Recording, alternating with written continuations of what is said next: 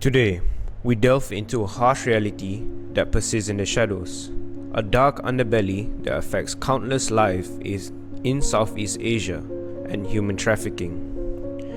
In this documentary, we will shed light on a specific case that uncovers the intricate web of exploitation, desperation, and resilience.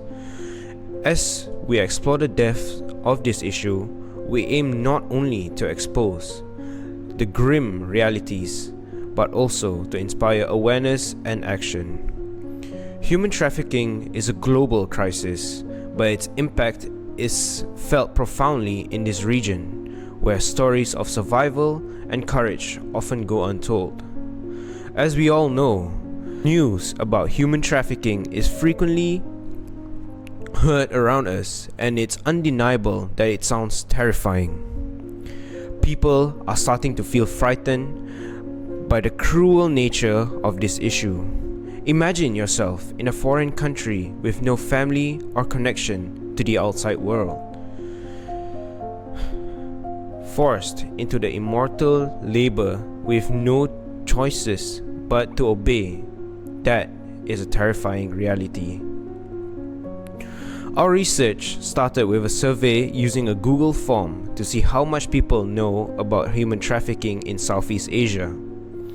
The responses gave us insights into what people understand and what they might not about human trafficking. At the same time, we did online research looking at reliable sources and reports to understand the bigger picture. We also listened to survivors' stories to bring real human perspective. In addition, we carefully analyzed media and online content to see how the issue is portrayed. This can be shown through our findings in our Google Forms, where most people agreed that technology is an effective tool for traffickers to recruit their victims. This is because our goal was to get a complete picture going beyond just numbers and statistics.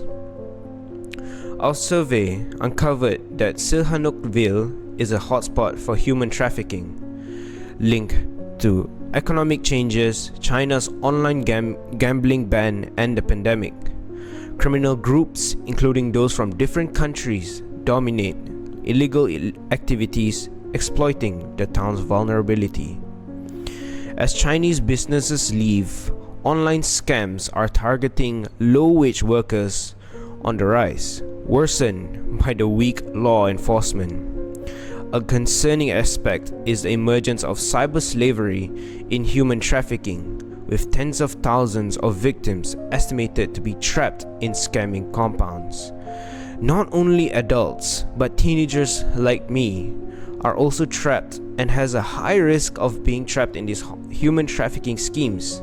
This can be proven where in our Google Forms, people agreed that teenagers are likely to fall in these traps of these evil people that have no human feelings but rather care about ill-gotten gains and money. This situation is severe, with around 30,000 Chinese residents involved in internet parks, facing false promises of good jobs. Additionally, the town is a link for crypto scams involving massive sums of money and highlighting the need to address these interconnected crimes collectively. Mr. A from China, married with a baby, is a former security analyst. He quit his job and went to Cambodia to help and take over his friend's restaurant. Having a low income, I would like to try and look around the world, Mr. A said.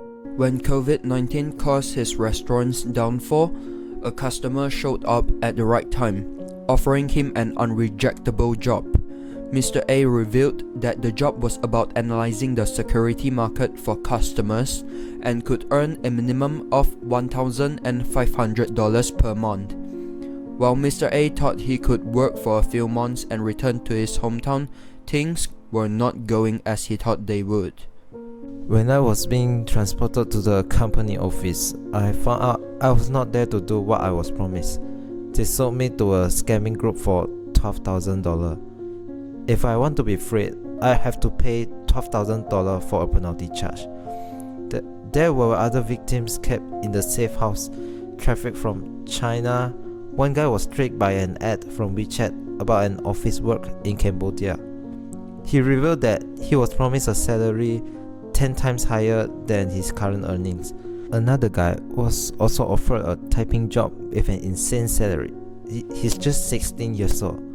They were all escorted to the safe house. The safe house is located in Sihanoukville, Cambodia. China has developed the place from a peaceful town to a casino metropolis, where the most crime and corruption happens. Most of the human trafficking in Cambodia is happening here, and victims are forced to do it against their own will, scamming people around the world. People are enslaved in massive scamming sites, also known as Crown Industrial Park. About 2,000 to 3,000 people were in the building. They don't allow us to leave the building. I emailed the Chinese embassy, then they told me to call the Sihanoukville police. The police asked for my information, my location and IDs. I waited for one day. I even texted the Sihanoukville governor on Facebook, but the police never came. The manager found out I called the police, told me I had to pay $4,000 to compensate for my mistake, then sold me to another company for $16,700. At the new company, I saw people getting beaten up, then sold to X Casino for $18,000. I'm very scared. I have the thoughts of jumping out from the window just to run away. Mr. A was then contacted by the Sihanoukville governor, and police arrived after 24 hours.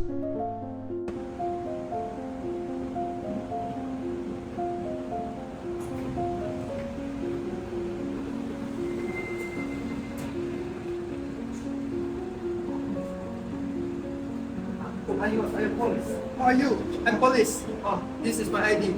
Take it, bro. I'm here to save you. Come. Put the police car. Faster. Through the above case, we also understand the causes of the whole thing and the bad effects it has brought around.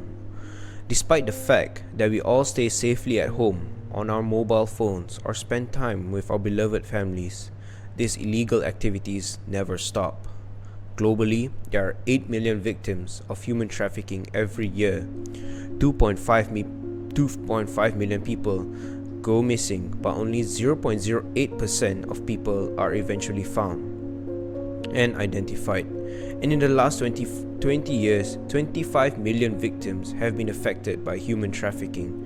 With the rise of the internet, these criminals are no longer restricted to hiding in alleyways and kidnapping, but have a variety ways of hidden dark web sites for selling and displaying various illegal items.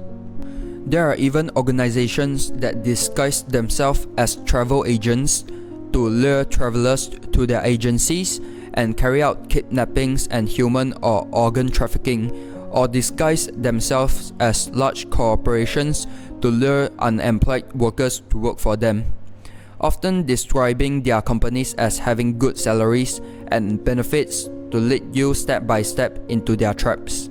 So once again, we would like to appeal to all our audience not to trust people and things on the internet so easily.